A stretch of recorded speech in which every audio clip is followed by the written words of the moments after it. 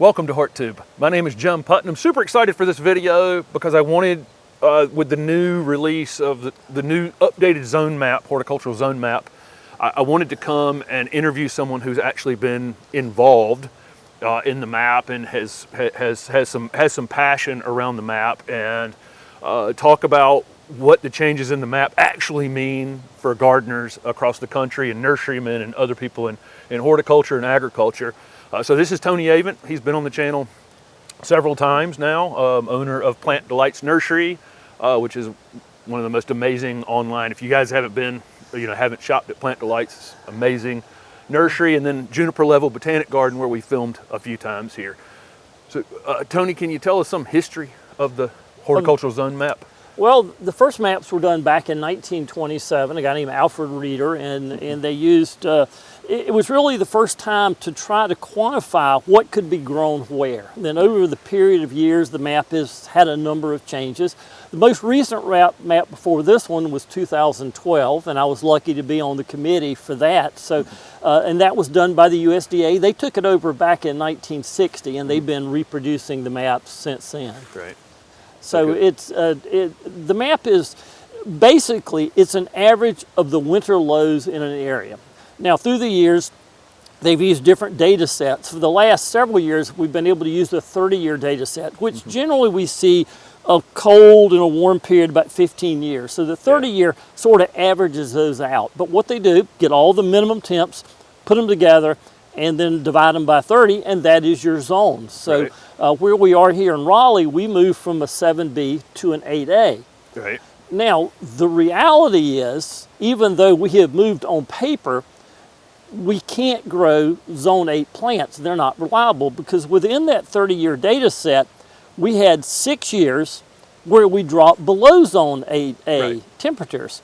So if you look at the new map and that's the only data you use, and you plant all zone 8A plants, they're going to get killed every 5 years, which is not what anybody wants. Yeah, it's not the outcome. So when we worked on the map back in 2012, we asked the USDA, and they promised us that the next map, they would add other features, because things that are really important are, how cold did it get? What were the actual minimum lows? And how many times did it get there? And how long did it stay there? Because the map is, again, one piece of the puzzle. So if it drops down, zone 8A temperatures are from 10 to 15 degrees. So if we drop down to 7 degrees, which we have fairly recently, all those plants will die. But then it's, how long are you at that temperature? That matters. It's not if you just down and back up. So there's so many factors. Moisture is a huge factor. In hardiness, the same plant, if you have a dry winter, is much hardier than the same plant if you have a wet winter. So all these other factors, unfortunately, were not put into the map. So it's again, a piece of the puzzle. Right, it's a starting point. It's a starting point, not an end up. So if you were in zone 6 yesterday and now you're in zone 7, it doesn't mean zone 7 camellias are now your friend. No, not without looking at what actual temperatures did you drop to, what were the lows. So a lot of Texas is now in zone 9. Yeah, I saw it from 8B to 9 in places that saw -2 degrees. Exactly. 4 winters ago. So all of those plants, if you believe that and you're planting all those plants, everything would have died twice out in the last 5 years. And that's not what anybody wants. No, that's not, So the map is great, and now you can go online and you can actually, say you're buying a house, you can go online and you can look at the neighborhood, and you can actually use your cursor to go through your neighborhood and see the warm points and the cold points. So you can actually find within a very small area or a town where the warmer areas are that actually are microclimates. So the technology now is so much better that allows us to extrapolate data throughout a neighborhood. It's quite incredible. So knowing that, this is a starting point. I'm now in 7B or I'm in 8A. What is actually, you think, the best way somebody can determine the plants that they can grow in their area? Honestly, I still use the map from the 1990s. That to me, because that incorporates a much colder period. So while we have some winters, so for example here in Raleigh, we've had out of the last 5 winters, we've had 3 winters that were zone 9A. Right. But I'd rather use the older map, the 1990 map, in choosing my plants. That way, I'm not going to have stuff dying when I'm having a cold winter. So, yes, the new map is really interesting. It reflects the fact that our averages have warmed. Prior to mid-90s, windmill palms were not reliably hardy here in Raleigh. Now they're considered a landscape staple. So there's no question that our temperatures on average have warmed. Nobody can argue with that. No.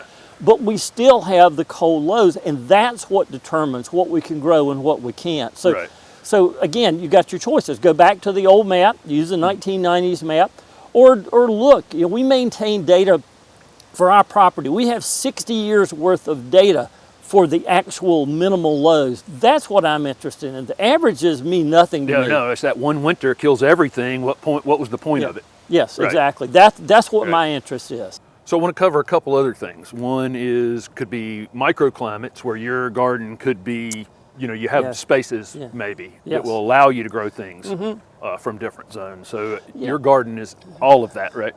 Well, absolutely. We love microclimates because that does allow you to eke out anywhere from a quarter zone to maybe a full zone. And you do that by putting it in front of maybe a brick wall that picks up heat, by rocks.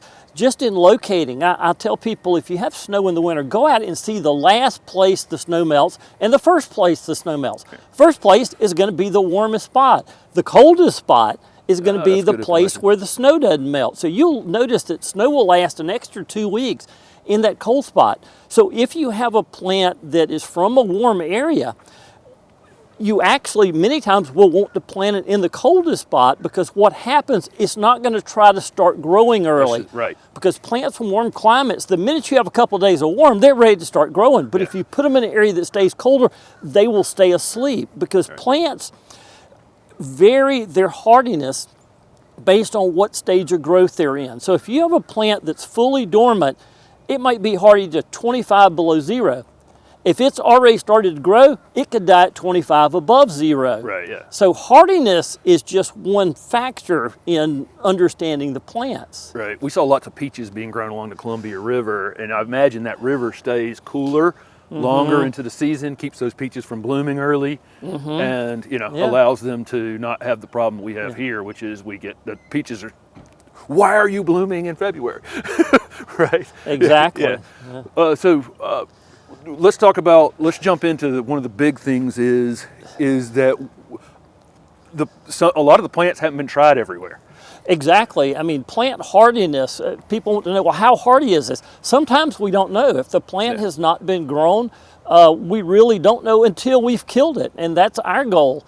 I mean, we've killed over 50,000 different kinds of plants here. We've learned every one we killed. All right, well, that didn't work. Well, this didn't work, and let's try it here, and we record those temperatures. So that really matters, because there's a lot of incorrect information about plants, because part of that comes from where they're grown.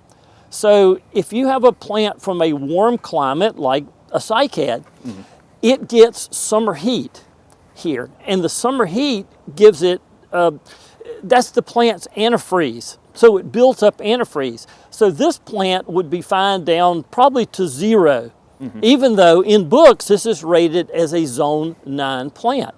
Now, if you took this plant to the West Coast, Pacific Northwest, where they get no summer heat, this plant would probably die at 20 degrees warmer. So, and the opposite happens from plants that originated in a cold climate. Our summers actually cause them to lose hardiness. So it's the exact opposite. So you have to understand where the genetics come from. Then you have people that simply have miszoned plants. We get calls all the time that say, oh, well, this is 2 zones hardier than what you have. You have it as a zone 7, we're in zone 5, and it's fine here. And our question to them is, okay, what temperatures did it survive without snow cover?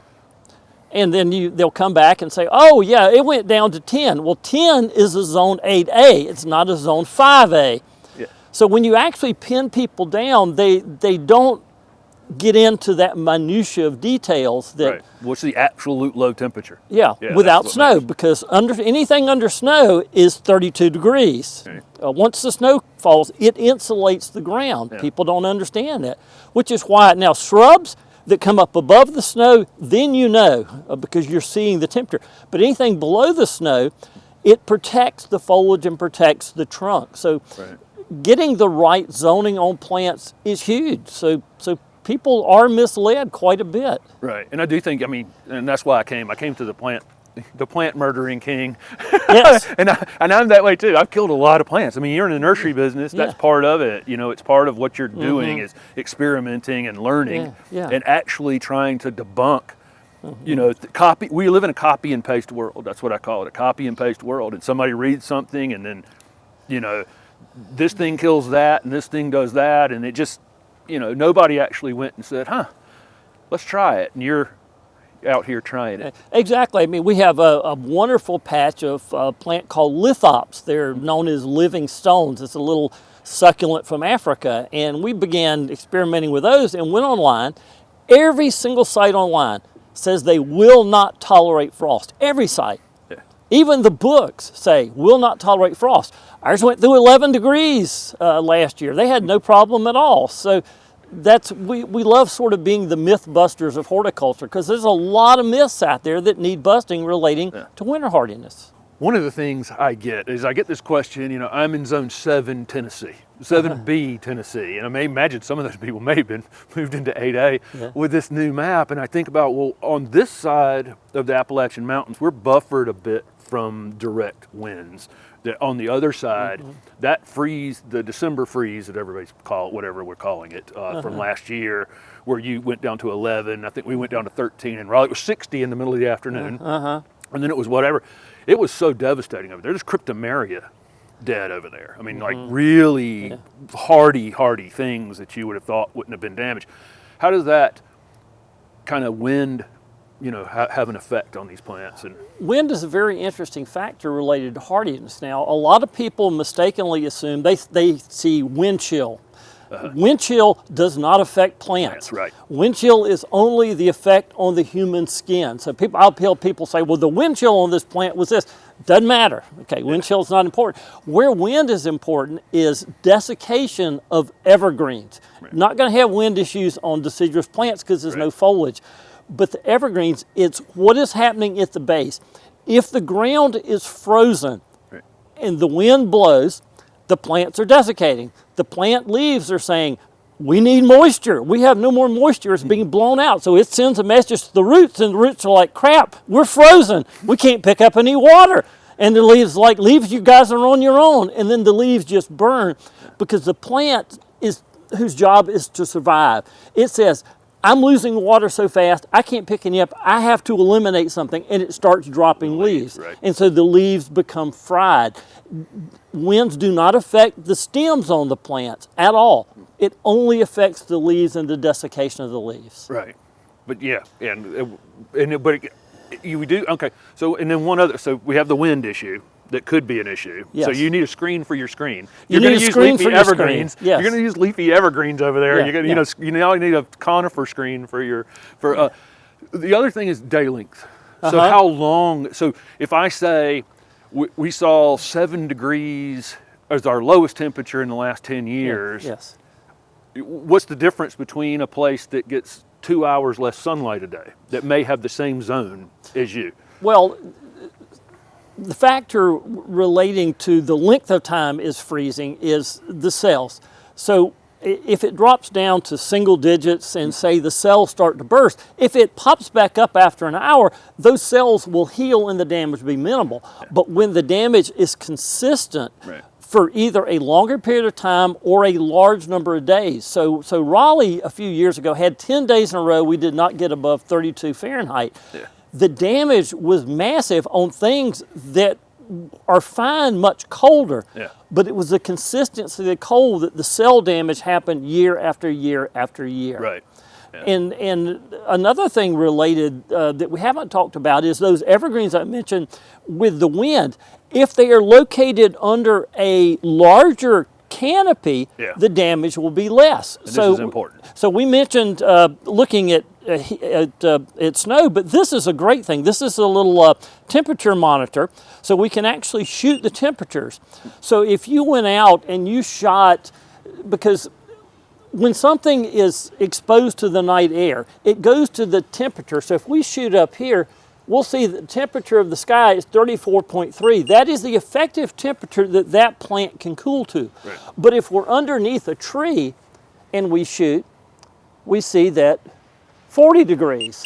Yeah. So that's a 6-degree difference from that being under a canopy. So that evergreen, when you have the wind, would be much more protected under a canopy than it would out to open sky. So this tool would be allow you to tell, kind of pick out microclimates in your own space. Exactly. Oh my goodness, you can go all around your garden and point and find where the cool spots are, the warm spots. This is one of the great inventions. Now, you can't use the ones for testing for COVID, and that doesn't work. You have to buy one that's actually made for testing outside. But what a great investment for being able to site plants in the right place. Nice. Another factor in plant hardiness is definitely soil moisture, right? Yeah, And without question, because as we talked earlier, when the winds are coming, and that's why we tell people if you're having a lot of winds and the ground is froze, water everything really well beforehand, because if the plant's hydrated, your wind damage is going to be much less. Right. And then other plants, if the soil is moist, they're going to die in the wintertime. So all of your desert stuff, your cactus, your agaves, they want dry soil. So plant them in an area. We like to plant them where there are shrubs on the north side. Right. What that does, that shrub will suck the moisture out in the wintertime without providing shade. And so we could take an agave and plant it out in the open and it might die, but if we had a little shrub on the north side of it, it would keep the soil dry enough that the plant would survive. Right. So something people might have thought was cold related was actually soil moisture related. Without question. Right. And there's a lot of plants I find that, some of our natives, a wider native area, if it's a plant from the mountains, they actually need, it rains constantly on rhododendrons up there. It really rains. They get way more water on it, but they're on a slope. Exactly. So sometimes just having something on a slope where it's moist but well draining. Exactly. People don't understand the difference between external and internal drainage. So external is how does the water slope off, and then internal is what is the soil composed of and how well. So both factors make a big difference in how the plants survive. So our clay-based soils here in the Piedmont versus someone else can have a big impact. Oh, huge difference. So yeah, so people often blame everything on the cold. Well, you said it was this hardy and mine died. Okay, well, yes, it is that hardy in the ideal conditions. Right. But obviously you didn't have them in the ideal conditions, and it's all those other factors we've talked about that are critical. Nice. Well, thank you so much. I wanted to come and get someone who's actually been involved in the conversation of the zone map, and then so many other factors involved, and get out and try. It doesn't, just because somebody told you something. And then when I was trying to set you up earlier to say visit Juniper Level, when I said what's a good way for people to really see what's hardy in their area, is you can come to Juniper Level on one of your open weekends, Juniper Level Botanic Garden, which is part of Plant Delights Nursery, and see this incredible garden. And then J.C. Ralston Arboretum in Raleigh. You have gardens in your area that have put plants through the test. And after a big freeze like we had last year, go after something like that happens and look at what survived. Yeah, botanic gardens all around. These are your best resources. I remember when Raleigh in 1984 got to -9. My first thing out of the door was out to the Ralston Arboretum to see how the plants fare. That's where we learn, and that's the beauty of having botanic gardens in your area. Nice. Beautiful. Thank you so much, Tony. Thanks, guys.